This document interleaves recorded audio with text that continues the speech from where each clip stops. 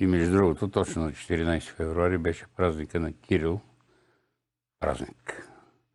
Той се е представил на Господа Бога на тая дата. А ние спорихме тук, Свети Валентин ли да честваме или Трифон Зарезан. Абе хора, Кирил и Методи. Кирил е починал. Философ е починал на тая дата. Него трябва да славим на тая дата. Може да изпием 5-6 чаши вино с честна Трифон Зарезан, а дори да подарим някой пръстенче или огърлица на гаджето да честваме и Свети Валентин. И той е християнин, и той е светец. Какво като е на католическата църква? Католическата църква, нейната идеология и доктрина не се различава нито на запетайка от нашата.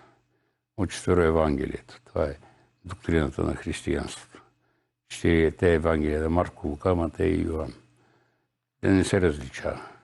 Различават се второстепенни неща. Кой да води бащина дружина. Затова са скарани. И 1054 година се раздели така.